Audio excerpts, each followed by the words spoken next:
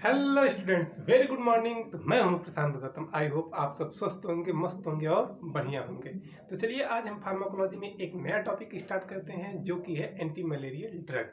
तो आज हम एंटी मलेरियल ड्रग के बारे में पढ़ेंगे और उसका मतलब एंटी मलेरियल ड्रग जो होता है उसका क्लासिफिकेशन करेंगे और मलेरिया क्या होता है उसके बारे में कुछ आपको बेसिक जानकारी देंगे ताकि आप अवेयर हो पाएँ कि मलेरिया में हमको किस प्रकार से ट्रीट मतलब हम किस प्रकार से पेशेंट के साथ ट्रीट कर सकते हैं। ठीक, चलिए अब देर ना करते हुए अब हम जल्दी से अपने वीडियो लेक्चर को स्टार्ट करते हैं।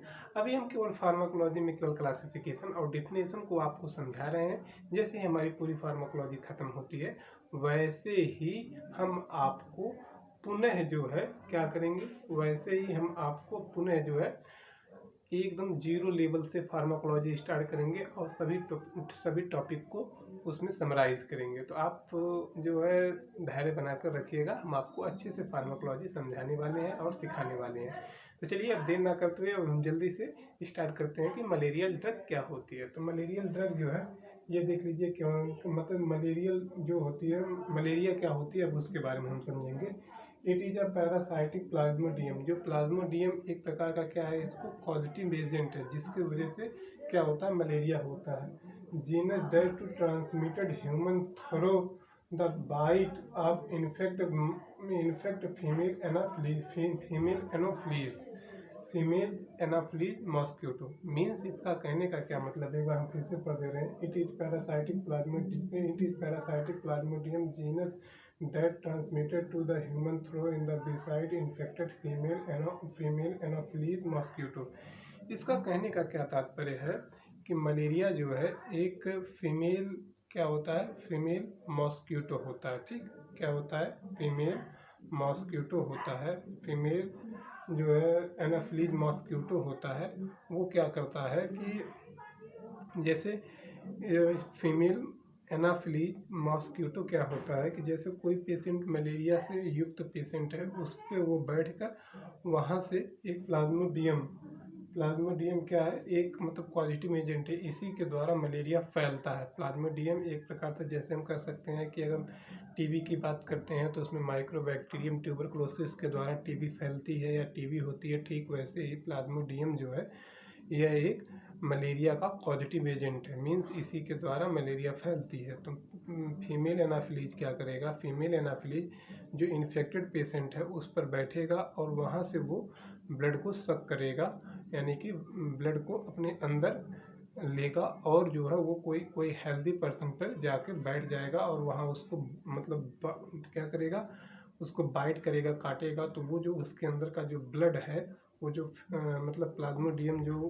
पॉजिटिव एजेंट है वो फीमेल एनाफ्लीज के द्वारा मतलब फीमेल एनाफ्लीज मॉस्क्यूटो के द्वारा जो है हेल्दी पर्सन के अंदर चला जाएगा और वो भी इन्फेक्टेड हो जाएगा। मीन्स उसको भी मलेरिया नामक बीमारी हो जाएगी। आई होप आपको मलेरिया समझ में आया होगा। मलेरिया क्या होता है, मलेरिया एक जो है एक पैरासाइटिक प्लाज्मोडियम जीनस होता है जो कि मतलब जो जीनस होता है जो transmitted to human through the bite of infected female anopheles mosquito. मतलब इन्फेक्टेड जो पेशेंट होता है वो अगर इन्फेक्टेड है वहाँ पर फीमेल एनाफ्लीज जाएगा, उसको बाइट करेगा। वो जो है बाइट करने के बाद किसी हेल्दी पर्सन पर जाके उसको अगर वहाँ पर बाइट करेगा तो जो वो ब्लड है वो जो है मॉस्क्यूटो जो इन्फेक्टेड पर्सन से लिया है वो हेल्दी पर्सन में छोड़ देगा, तो वहाँ से मलेरिया होना स्टार्ट हो जाएगी। मतलब प्लाज्मोडियम हेल्दी पर्सन के अंदर इन्वॉल्व हो जाएगा, मतलब इंजेक्ट हो जाएगा और वो भी जो है मलेरिया कॉज करना शुरू कर देगा। ठीक, तो अब हम टाइप की बात करते हैं तो इसको हम 5 टाइप में बांट दिए हैं। एक हो जाएगा पी का मतलब आप समझिएगा प्लाज्मोडियम।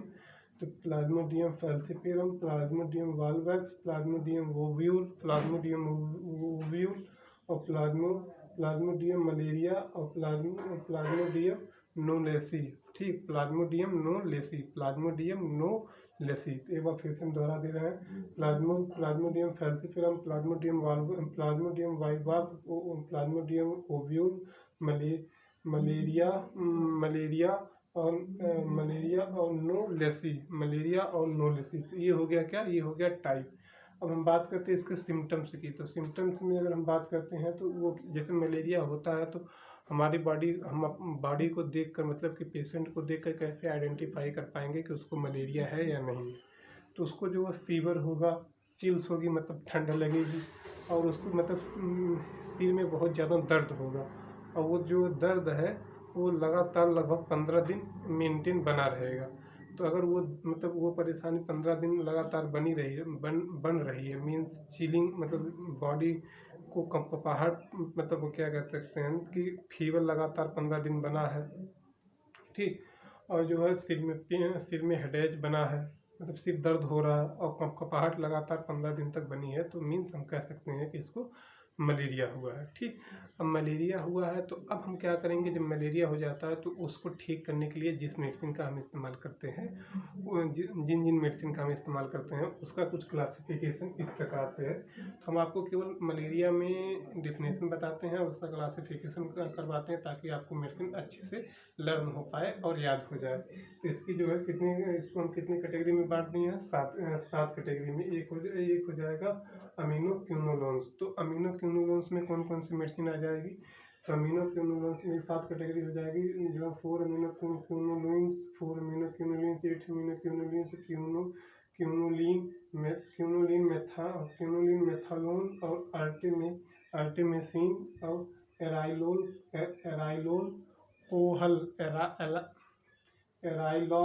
कोहल और एंटीबायोटिक और नेफ्थाक्विनोलोन्स, ठीक।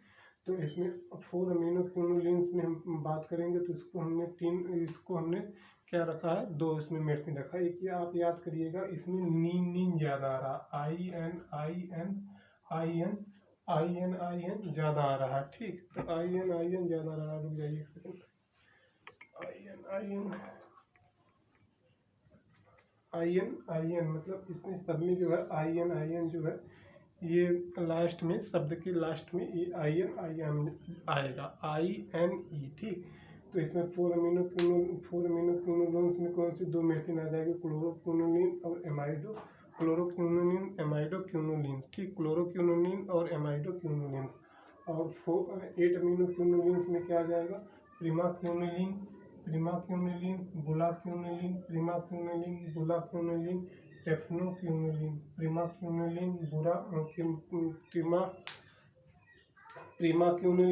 बुलाक्विनोलिन और टेफनोक्विनोलिन, ठीक। अब इसमें आ जाएगा क्विनोलिन्स मेथनॉल में अगर हम बात करते हैं तो एक सेकंड गाइस रुक जाइएगा,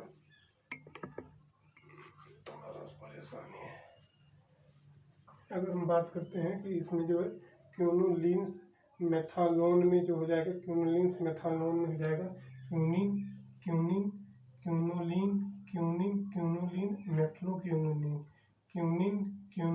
मेफ्लोक्विनोलिन। अब आर्टेमेसिन में हमने कितनी ड्रग को रख दिया, 3 ड्रग। तो एक हो जाएगा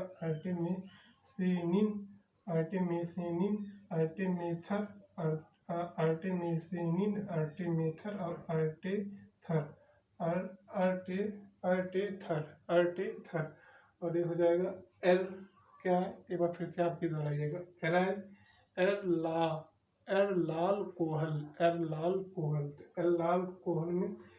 एरलाल कोहल में हो जाएगा लुम्नीफेंटेरिन, ठीक। एरलाल कोहल में क्या हो जाएगा, ल्यूमीफेंटरिन।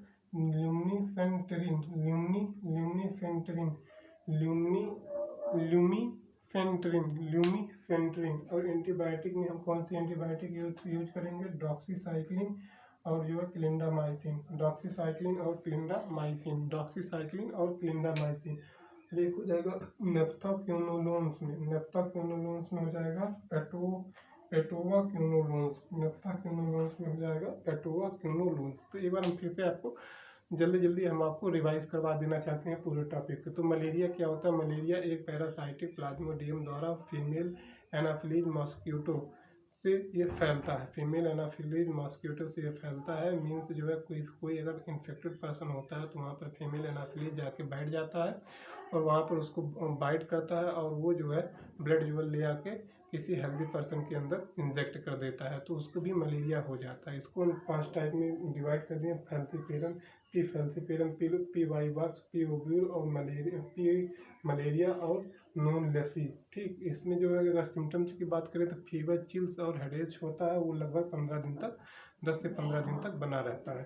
अब हम क्या करेंगे कि अब हम उसको ट्रीट करने के लिए कौन कौन से मेडिसिन का इस्तेमाल करते हैं, तो वो मेडिसिन कुछ इस प्रकार से है। 4 amino quinolines, 8 amino quinolines, quinolines, methanol. तो 4 अमीनो क्विनोलिन्स में हो जाएगा क्लोरोक्विनिन, एमाइडोक्विनिन, क्लोरोक्विनिन और एमाइडोक्विनिन। 8 अमीनो क्विनोलिन्स में हो जाएगा प्रीमाक्विनिन, बुलाक्विनिन और टेफ्लोक्विनिन। ठीक, और क्विनोलिन्स मेथनॉल में हो जाएगा क्विनोलिन्स,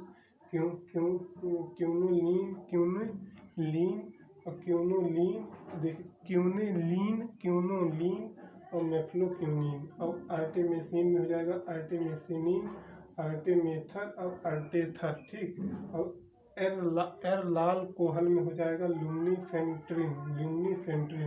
एंटीबायोटिक्स की अगर हम बात करते हैं तो डॉक्सीसाइक्लिन और क्लिंडामाइसिन। और नेफ्थोक्विनोलोन्स में हो जाएगा एटोवाक्विनोलोन्स। तो आई होप आपको अच्छे से समझ में आया होगा एंटी मलेरियल ड्रग के बारे में, और मलेरिया कैसे फैलता है उसके बारे में, और उसका जो है टाइप क्या होता है उसको भी आप अच्छे से समझ पाए होंगे, और वो मलेरिया में क्या क्या, मतलब मलेरिया होने पे क्या क्या सिम्टम्स शो होते हैं उसके बारे में भी आप अच्छे से समझ पाए होंगे। आई होप आपको ये वीडियो अच्छा लगा होगा। अगर यार आप हमारे वीडियो को देख रहे हैं, अगर सीख रहे हैं, तो प्लीज़ यार इस चैनल को सब्सक्राइब कर दीजिएगा, वीडियो को लाइक कर दीजिएगा और शेयर करना मत भूलिएगा। सो आज के लिए बस इतना ही। All the best, thank you.